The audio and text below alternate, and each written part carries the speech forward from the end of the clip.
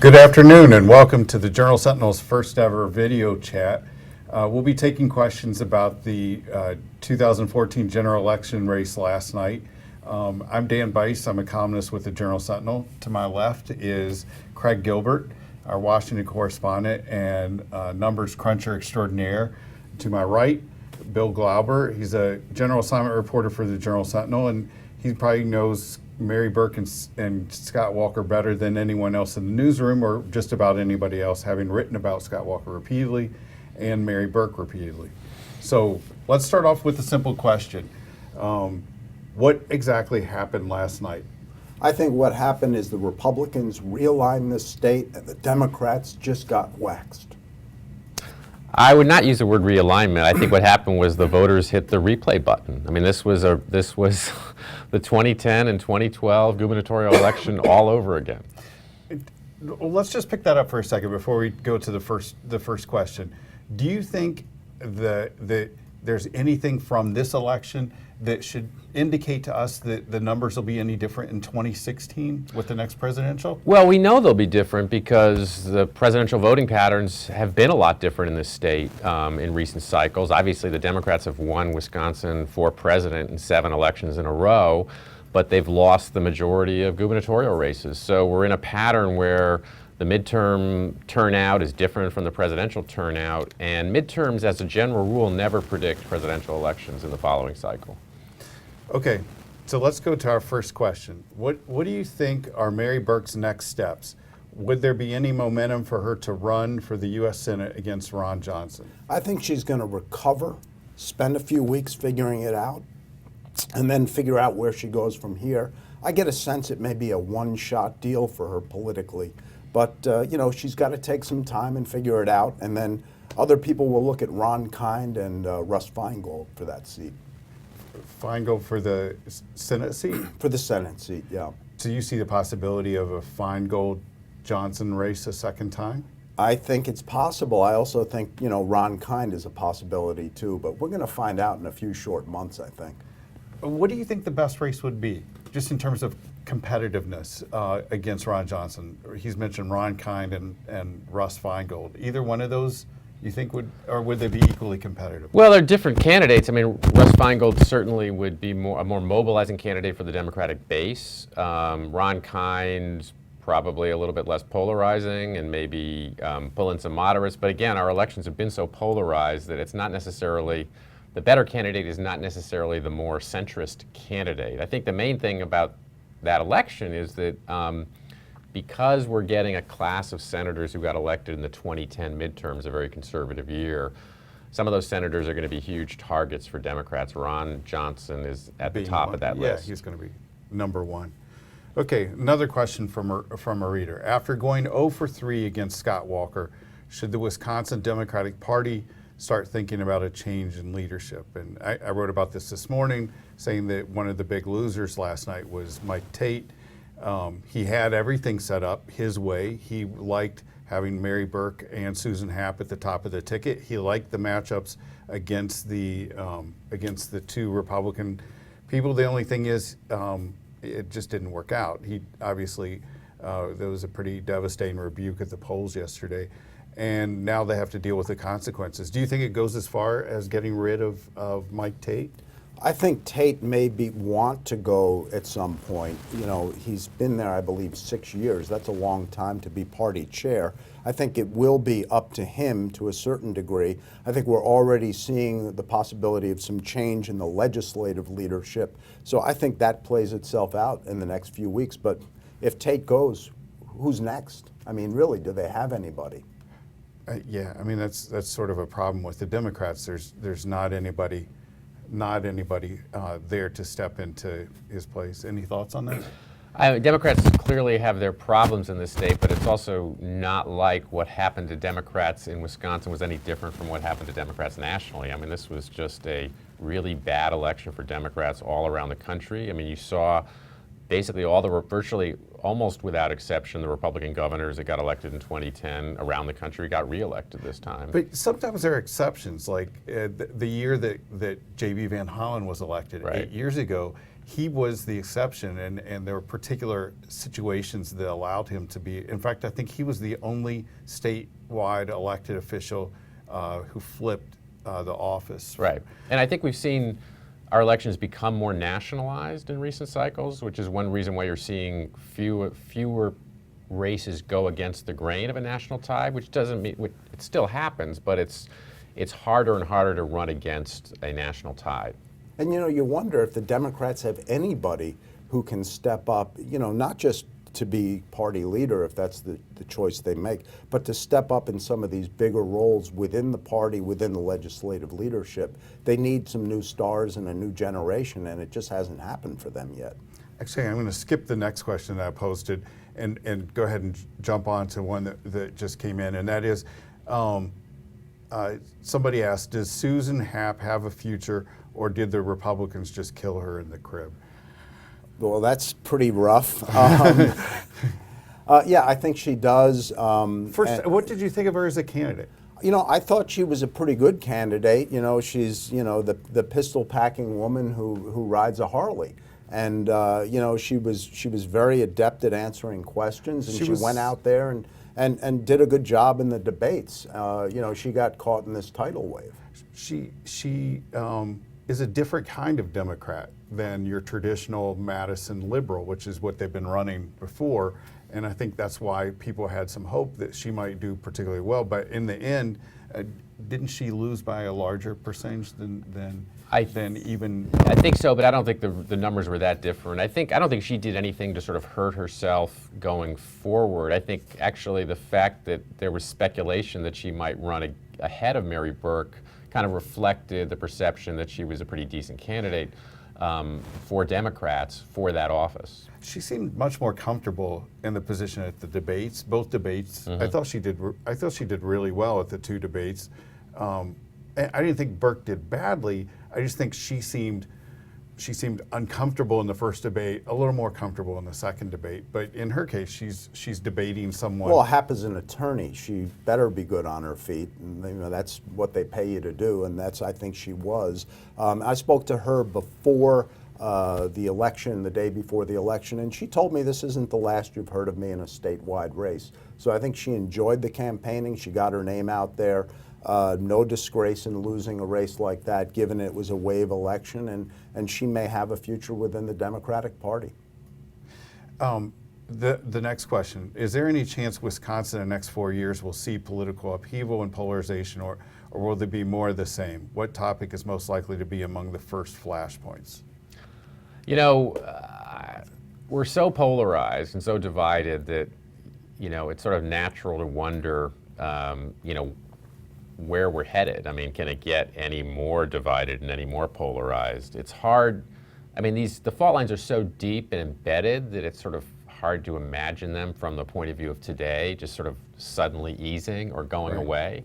So I think this is kind of where we are as a state. If you look at some of the fault lines in the voting yesterday, some of them were actually even deeper than they were in the first two Walker victories. I mean, we were a little more polarized along party lines. We were a little bit more polarized along gender lines. Do you think there's anything that Democrats could do to pick up support in these off-year elections, or anything Republicans can do to broaden their appeal during the presidential elections? What are the areas or topics where you think that they can make some inroads? To me, the biggest problem the Democrats have right now is they are not expanding and speaking to homeowners in a way that Republicans are speaking. When Scott Walker talks about the hardworking taxpayer, he's talking to workers and to homeowners. Now, Democrats may disagree with his policies, but he's talking to average people out there, and the Democrats have not been able to connect with that segment of the population now in these off-year elections. What would be something they could do to make that connection? Is it focus more on social issues, or I mean, it was something Bill Clinton was able to do, and Reagan was also able to broaden the appeal beyond the traditional base. And it's a tough needle, that you're trying to thread, and I'm not so sure how you do it, but one thing is clear: they aren't succeeding right now. This is, 3 straight elections they've lost to Walker by similar margins. And I mean, they have gotten waxed in the suburbs.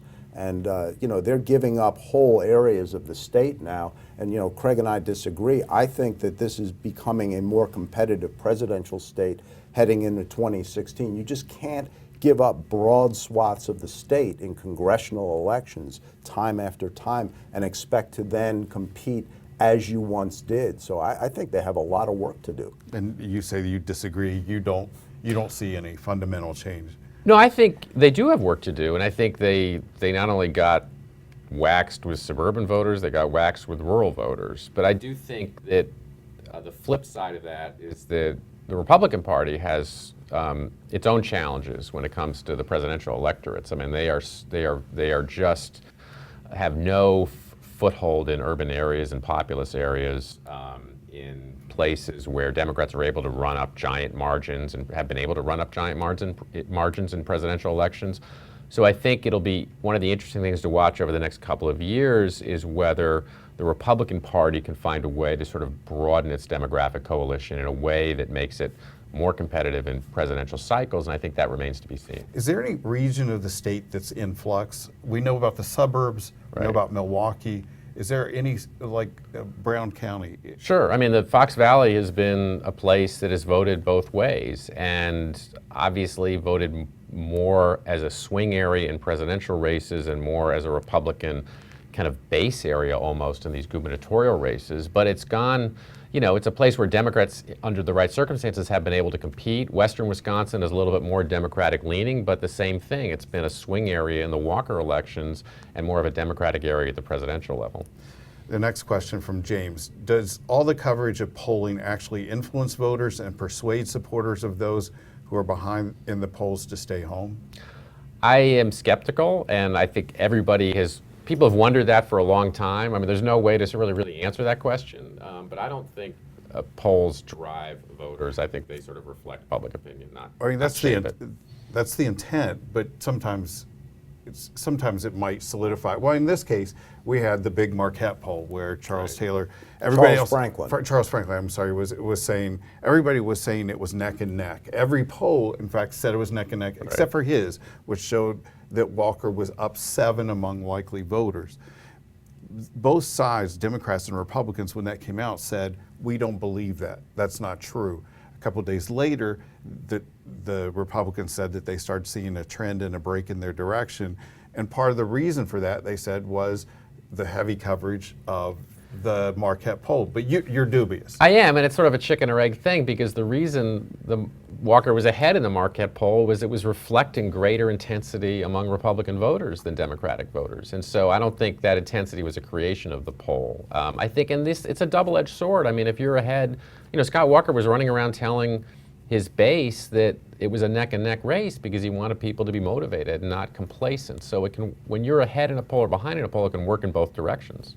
It was interesting because the Republicans in early September, they were kind of on edge trying to figure this thing out, and they had to gin up their base, because there was complacency was setting in. So those neck and neck polls, helped drive home the message that, this is a real race. But then at the end, that poll with 6 days to go, I thought, boom, you could hear the air coming right out of the Democrats after that poll. So what do you make of all of the other polls? The ones that showed it was tied or as 1 percentage point, the PPP poll on the final weekend saying that Walker was up 1.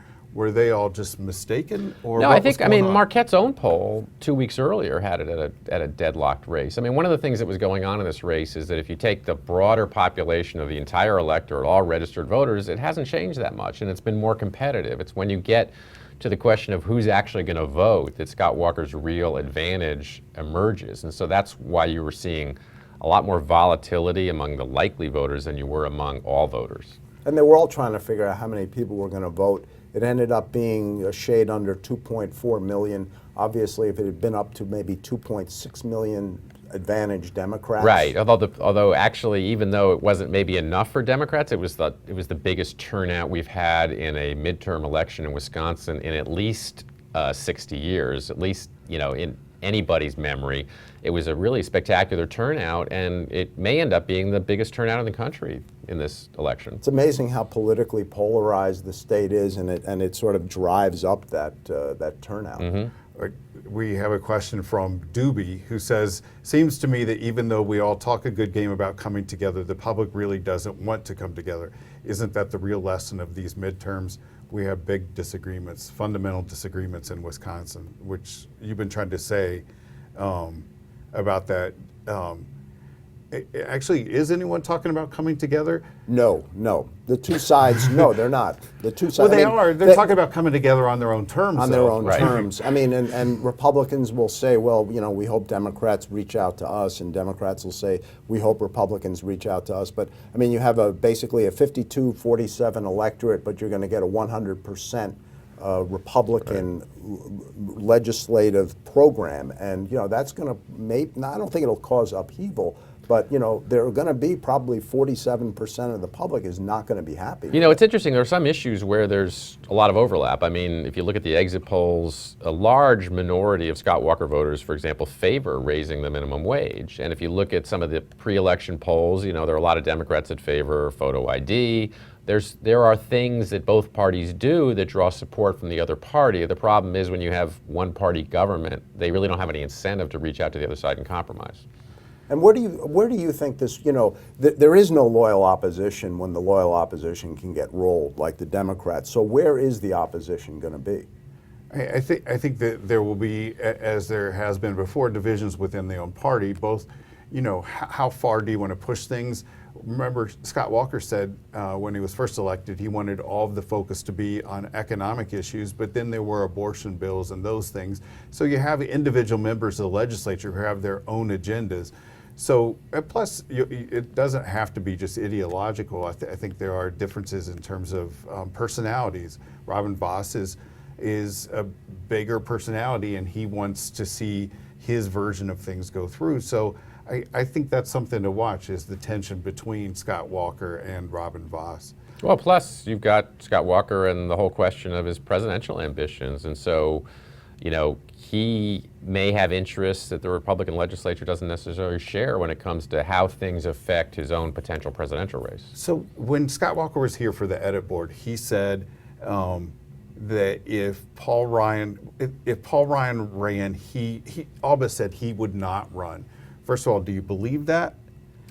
Well, I think what he was saying was if Paul Ryan is unambiguously in the race, when it comes time for him to make a decision, he won't get in, but that's probably not the way it's going to play out. I mean, one of them is they're both going to sort of test the waters, possibly, and so I don't think it's going to be a clear-cut situation. I think most people think that he is clearly eager to run, and there's more of a question about what Paul Ryan really wants. Did you to read much into his speech last night with all of the references to Washington, America, and those sorts of things? He truly nationalized the race in the last 10 days. I was listening to him on the campaign trail, and he was talking about more and more about Washington's special interests and standing up to them. And if you can do that in Wisconsin, you can do it in other states. You can do it around the country. Yeah, the Waterloo reference, that this was the Waterloo for the opposition here. So he was very effective on the stump in those last 10 days, really driving home his message and making it not just a statewide message, but a national message that I'm sure resonated with parts of the Republican establishment around the country. Why do you think this time Paul Ryan's, I mean, he got in and he ends up winning by 30 points this time. Last time, I think it was 12 points. What's the difference? Why did he pick up so many more? So the big difference is last time, it was a presidential electorate, so it was a more Democratic group of voters. Right. And also, he was on the ticket, so he became a more polarizing figure by being on the ticket. I mean, he was getting crossover voters. He was getting some Democrats and a lot of independents and moderates to vote for him in his district because he hadn't been defined by sort of the war between the parties nationally. And so I think that was one reason why it was his closest re-election really ever in the last cycle, and why he won by more this time. He's done a lot of interesting things. I mean, every few months he's issuing a big policy speech. So, he sort of inches up. You think he's going to run for president, and then he sort of backs off. I can't figure it out. One day I think he's definitely running, and the next day I think maybe not. Maybe he's waiting. You and I have had that discussion before, where he was here for an edit board, and he was talking all numbers and the minutia of policy and so forth, and then you walk out and you say he's not going to run, but now, Well, two differences with Governor Walker is Paul Ryan has pretty young kids, right, and so he's got a slightly different family situation. And he's also about to seek the chairmanship of the House Ways and Means Committee, which is a hugely powerful position in Congress, and it's kind of been his dream job for a long time. So he has a big pull when it comes to continuing his sort of House career that's significant. I mean, it's sort of there's a trade-off there if you run for president. Do you see any scenario in which the Walker and Ryan are both running for president simultaneously? I mean, I just can't see it. I can't see it either. It's politics. Anything is possible, but it's hard for me to imagine. If Walker gets in the next 3 months, and as you said, it's going to take Paul Ryan a little bit of time to solidify and to get that position at the Ways and Means, that gives Walker several months in which he can toy around with this idea, start talking it up. I mean, but he's also, I think he has to think about having just come off of a re-election campaign for governor, and I think it's going to, the optics of turning around immediately and running for president are not great. Now, maybe that's a price he's happy to pay, but I mean, the presidential election is sort of beginning any moment now. I'm getting way ahead of things, but does Ryan or Walker offer something to the Republican Party in terms of being able to expand its base? Have you seen anything by either candidate that says, if this person runs, we'll be able to reach out further and be able to? Well, Ryan has this dimension where he's spent a lot of time talking about poverty. He's got very conservative arguments to make, but arguments to make about income, mobility, about issues that Republicans necessarily haven't been talking as much about. So I think he sees himself as somebody who can bridge some of those divisions. Governor Walker is coming out of this very polarizing environment in Washington where he's been seen as a more divisive candidate, and it's sort of up to him to try to transcend that a little bit. So that'll be his next step. So the next question is from Mary. She asks, do you think the war on women was overused during this election? I don't think actually in Wisconsin, there was the commercials for the war on women, but the candidates themselves, I'm talking about Mary Burke, and to a lesser extent Susan Happ, really didn't bring it up that much. I mean, they sort of, I guess by being women candidates, that was going to be enough. But I think that was an issue that played out in other races around the state. I'm thinking Colorado, the Senate race, far more than it did here. But for whatever reason, if you believe the exit polls, we had a bigger gender gap this time than Scott Walker's first two elections. I mean, he won men by a staggering amount. I think 21 points, something like that. And obviously, Democrats can't compete in an election in which they're losing men by more than 20 points. At the same time, Scott Walker lost women by a bigger margin than he lost them in his first two victories. So the gender lines were deeper, whether it was because there was sort of he was running against a woman candidate, or because of some of the social issues, or other reasons. I don't know. This is a question from Joe. Hypothetical, if every single person in Wisconsin who cared about had voted yesterday, who would have won between Walker and Burke? And this is, in other words, how important was turnout in a race like this? Well, turnout does matter, did matter. I mean, one of the secrets to Governor Walker's success politically in Wisconsin is having a political base that's both really, really motivated and really, really loyal. So they are turning out and they are voting almost without exception for him. That's hard to compete with. And so if you took every single eligible voter in the state of Wisconsin, I don't know what the outcome of it would have been. I think we can say with a lot of confidence it would have been closer. Who are those people who don't vote in the midterms but do vote in the presidential? Who exactly, what do we know about them? So we know that they are more Democratic leaning than the people that vote all the time. Yeah, right, and they tend to be demographically, they tend to be more mobile, they tend to be younger. lower income, in some cases, minority voters, but that, the minority turnouts in Wisconsin have actually been pretty decent compared to white turnout in recent elections, at least in presidential races, but there is a fall off. I mean, there was a huge difference between the turnout in the city of Milwaukee in 2010 and 2012, and bigger than in most places. The next question from Charlie. I've heard little to nothing on the referendums, what passed and what didn't pass. I'm just going to focus on two of those.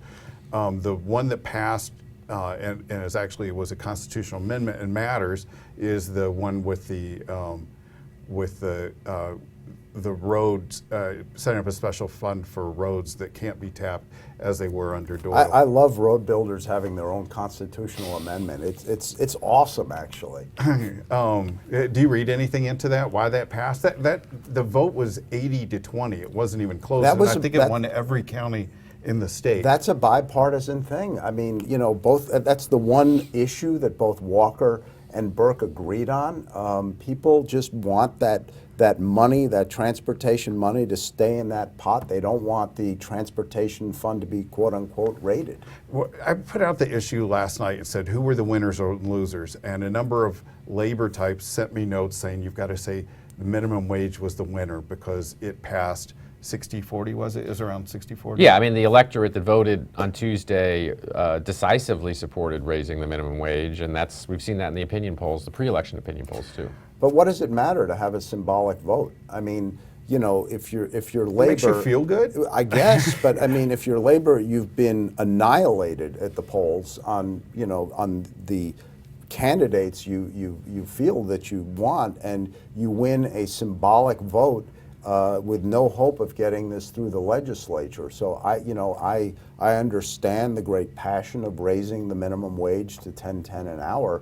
But if you don't have political power, it's just all smoke and mirrors. So the bottom line, it would be, is there going to be any change in the minimum wage here in the state? Do you see that as a result of this vote? I haven't heard the Republicans talking about a change in the minimum wage. Wouldn't that be a shocker, though? Well, the governor. What did the governor tell us at the edit board, though, about his views on the minimum wage?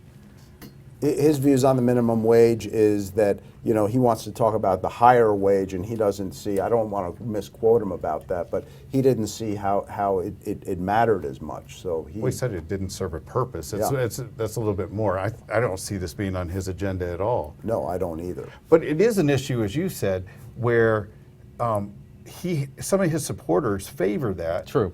It's also a bizarre thing that in the exit polls, you had a large majority of people saying that they favored an increase in the minimum wage, but you also had a majority of people saying that they thought government shouldn't be intervening in all of these different areas where businesses should be doing their own thing and individuals doing it. So how do you put all of those things together? Well, some of these lines get pretty blurry, and you've got, on the conservative side, you've got social conservatives, you've got economic conservatives and populists, and so all the issue lines and issue debates aren't always super clean and super sharp in these races. Well, that's the drug testing for recipients of public benefits. Very popular polling, both definitely among Republicans, and also some support among Democrats. That's another one of those 60-40 issues that seem to cross party lines. So our last question today comes from Crabby Old Man. He wants to know, what was more boring, election night or the James Taylor concert?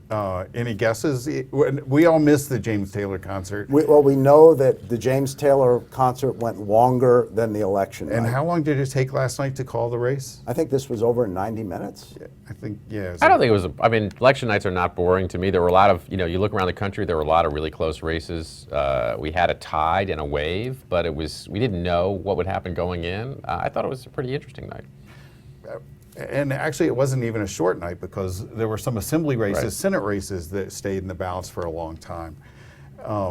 We obviously have what's the status in the Assembly and the Senate?